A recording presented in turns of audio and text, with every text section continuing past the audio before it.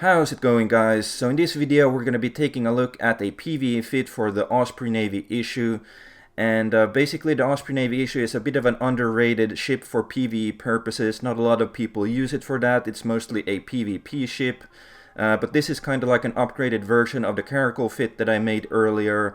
And I recommend using it for example, up to level 3 missions, and then also Highsec DED sites like DED 3 out of 10 or 4 out of 10 sites. You can do those pretty well with this ship.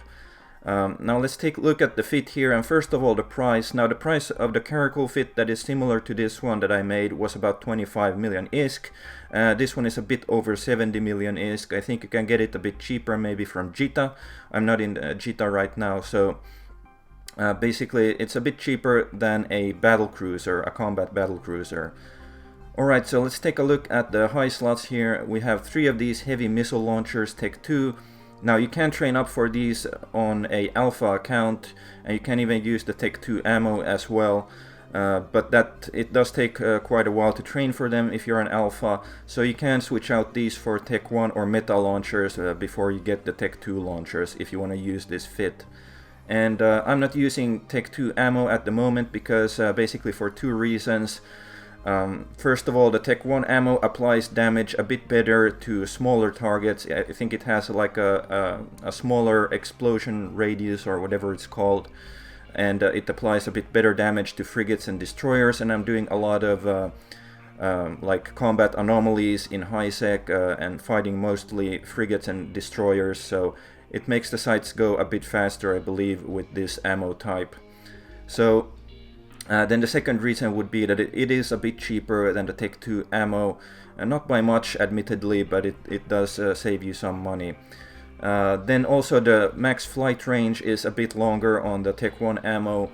I think on the Tech 2 ammo it's like 90 kilometers or 80 or something like that. But with this I can go out to 121 kilometers. Not that I need that long range on the ammo, but it does give you, like, if you have lower skills than me, then you probably might benefit from the Tech 1 ammo basically.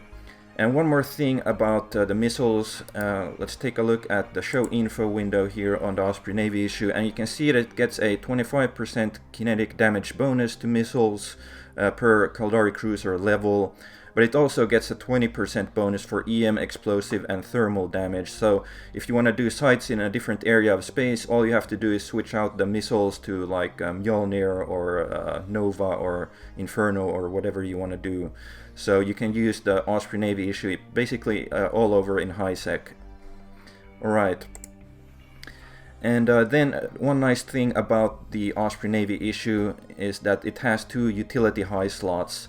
And that's one advantage over the Caracal, which does not have any utility high slots. And here in one of them I have equipped a core probe launcher, so you can go around and scan stuff, scan down combat sites and whatnot by using the Osprey Navy Issue. Now if you're an alpha, then your scanning skills are not that great, so you may need to actually switch to a scanning ship if you want to scan down, for example, DD 4 out of 10 sites. But basically it is useful, and it's something that you might want to have equipped in the Osprey Navy Issue. Now in the second utility high slot I have a Drone Link Augmenter Tech 1, and this is just to increase the drone control range for because this one has the capability to use 5 light drones. And as you can see, I have the Acolytes here. I'm in Amar space right now, but you can switch out these for whatever drones that you want to use. I typically don't use them when I'm doing sites, but sometimes there are some NPCs that I want to get rid of quicker, and I can use the drones for some extra DPS to get some damage on those NPCs. Alright, so then in the mid slots we have a large compact cap battery, and this is used to fuel the 50 mN cold gas enduring microwarp drive. And basically the microwarp drive I use to kite.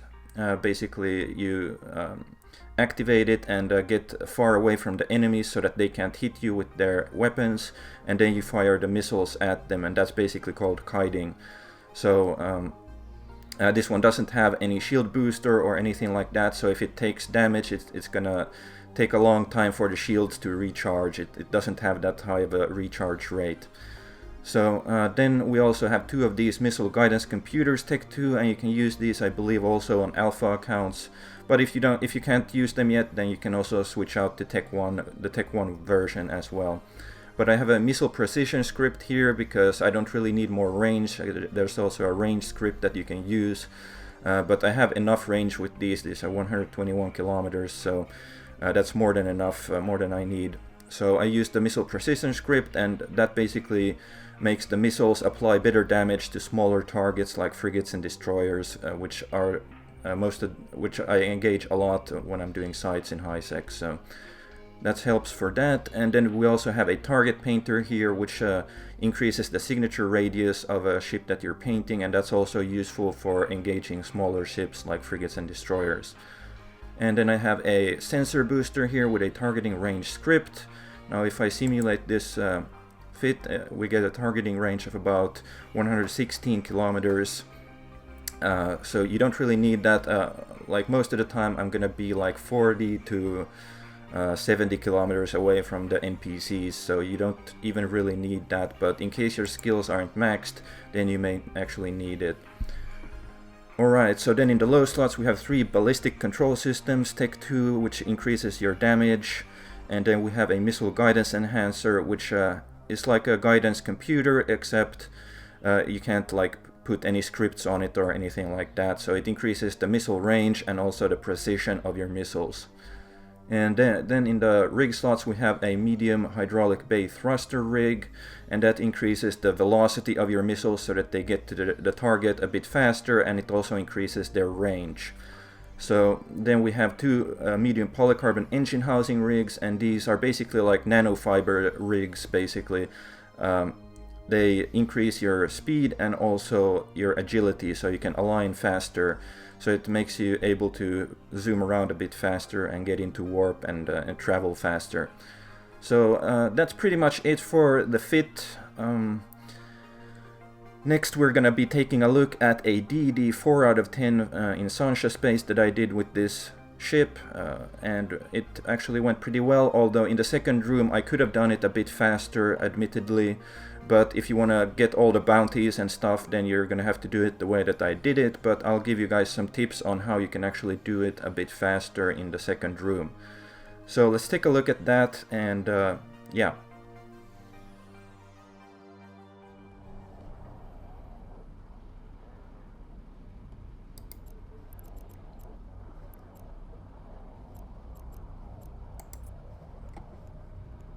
Warp drive active.